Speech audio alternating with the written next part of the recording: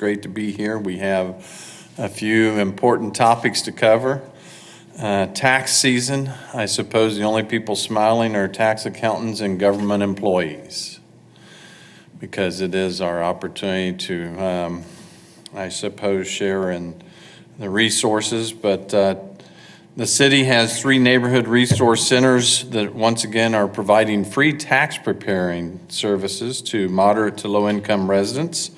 Volunteers will be at the centers doing tax returns starting next week. But appointments can be made now by calling 211. Is that it? 211, and the operator will direct you to preferred neighborhood resource centers or another location near you.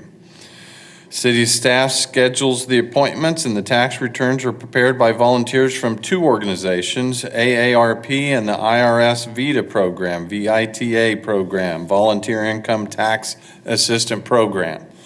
So those that would like to have help and fall into those income guidelines, we encourage you to call. The Atwater Center is located in the northeast part of the city near WSU. The Colvin Center is in the Plainview neighborhood, and the Evergreen Center is in the north central area near 27th and Arkansas. Citizens who have made less than $55,000 qualify for the free services and may call again, 211 for the location nearest to them. And we will help you as we go into this tax season. We have another significant event that we want to announce, and that's why Troy has joined me. And Troy, you're certainly welcome to come up and share. Our weather has been a little bit temperamental lately, but for some of the area kids, we want to have another play date. So our Park and Rec Department, in partnership with Wichita Snow Bros, wants to change these opportunities for kids to have a play date. And on February 8th and 9th, we're hosting 2 fantastic snow events. So on the 8th, you can come out to Snow Glow at the Mid-American All-Indian Center beginning at 7 p.m.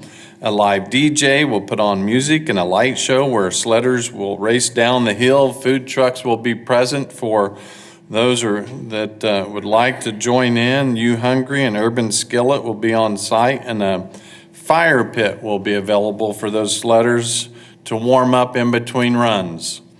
Kids 12 and under can sled for just $5. Adults can sled for $10. Limited tickets are going to be sold to ensure that everyone has a great time. So, and then on the next day, February 9th, from 8 a.m., free sledding will occur until the snow runs out. So on February 8th, you can come out for a small fee and a limited number of folks. On the 9th, you can come out until the snow's completely gone. Hot cocoa, coffee, donuts will be on sale, provided by Dunkin' Donuts. There's a great partnership inspired by a man who wanted his son to be able to play in the snow. And so thanks to him and the staff, the Park and Rec staff, they've been able to put this on for the whole community to enjoy. Troy, you want to share a little bit more? Yeah. Thank you, Mayor. I think you covered most everything. One of the things that's just really important that we have an opportunity to do a lot of things online, and so you can register online. The website is right behind me, wichita.gov, and then you can go to the Parks and Recreation site, and you could do online registration as well as do the waiver, because we have a waiver form, and you can fill out that waiver online and bring it. That just gets you through the line a little bit quicker. So we're trying to use all this great technology that we have. The All-American Indian Center is a great host, and they're a great partner. We really want to make sure that people realize that that location, that we want to promote the things that are going on inside as well as outside. So we're just excited that these partnerships keep falling into our laps, and we're doing these great events. We're going to keep doing fun things all the way through the summer. Thank you. Thank you, Troy. I think it's awesome that you are finding unique ways to program fun activities for our community, and we appreciate that. I want to share some recent news that Wichita received, and certainly it helps focus some attention on a city that's worked very hard in a wide variety of areas, and that is that Wichita is considered one of the top recession-proof cities in the United States. We were named to a list recently as the second most recession-proof city in the nation due to its ability to withstand turbulence in the national economy, steady job growth, and the state's low income to debt ratio contributed to that. The report is from livability.com. Again, livability.com cites our economy, our real estate market, our cost of living as important factors that make Wichita a steady community. The recent study shows our unemployment rate dropped and our job numbers are rising. In 2018, the city saw employment fall to 3.5%, the lowest number since 1999, the lowest number since May of 1999. That's almost before my time. We anticipate adding over 2,700 new jobs in our community in the next calendar year alone. Those are what we consider high-impact jobs. There could be many more than that added that would be in the service industry, but those are jobs that will make a significant difference in our community. So we're working hard with the Housing and Community Services, Workforce Alliance, WSU, and other community partners to make sure that we have a trained and highly skilled workforce. That's going to be incredibly important that we can do that to fill all of these jobs in our community.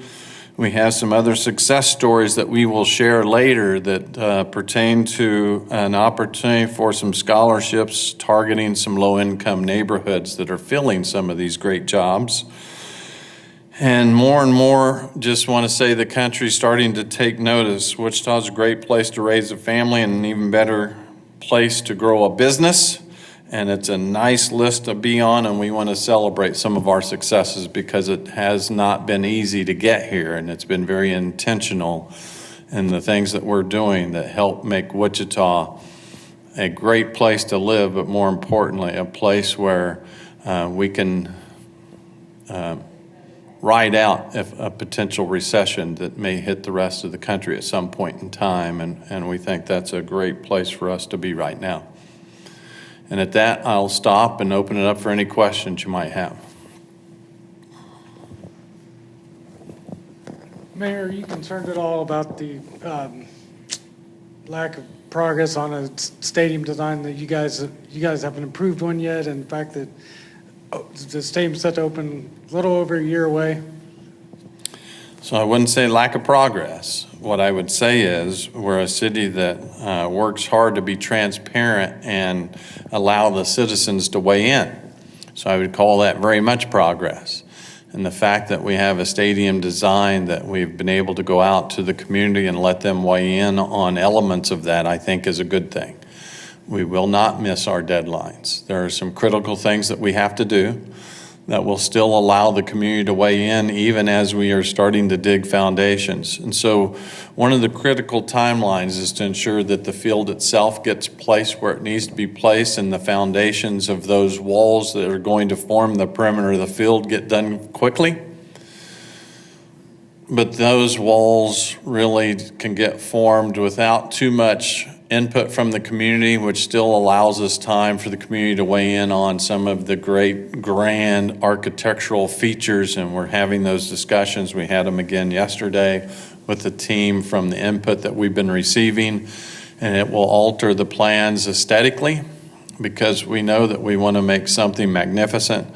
What gives me comfort in the fact, and Lou Schweckheimer is one of the principal owners of the team that's coming to town. Lou has 40 years of baseball experience. In fact, Lou is being honored this year and being inducted into the International League Baseball Hall of Fame, which is a tremendous honor. And Lou knows baseball, and Lou said this, and I certainly believe Lou. He said, this stadium has the opportunity to be the most iconic stadium in minor league baseball, the most iconic stadium.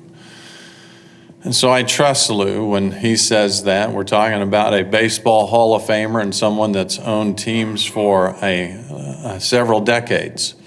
And so we'll get it right, but more importantly, we're going to get it right and allow the community to weigh in because it's their ballpark. It's our community's gathering place. And so I'm not concerned. In fact, I embrace these opportunities to pause at some of these points that we've designed for pauses to take place and allow the community to have meaningful input. What kind of things have you heard from the community in terms of the design that's been proposed so far? I've heard some people say it's kind of plain, looks a lot like Lawrence Dumont. So I've heard a few, and I don't want to de-emphasize that, but if you put it side by Lawrence Dumont, those remarks would be incredibly exaggerated. For instance, Lawrence Dumont had 10 points of concession. The new stadium has 60. The entrances to the new stadium are incredibly grand entrances. Now we're trying to dress them up even more, but compared to Lawrence Dumont, they certainly would be the Taj Mahal compared to Lawrence Dumont. And that's not an exaggeration if you look at the side-by-side views of some of those. What is also missing that doesn't make this as grand as some of the development that's going to take place around it. So the baseball village, the bridge across the river, some gathering places that will be included, but we're going to dress all of that stuff up again. I believe Lou when he says that we're going to have the most iconic baseball stadium in America.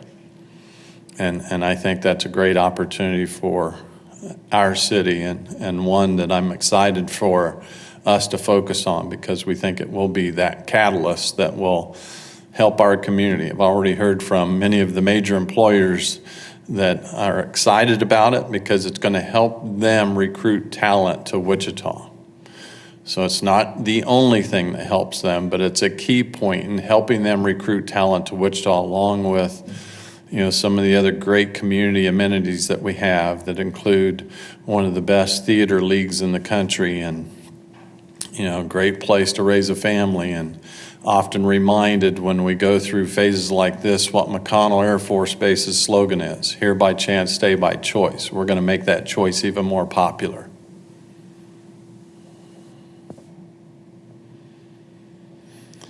All right, thank you all for being here. Stay warm.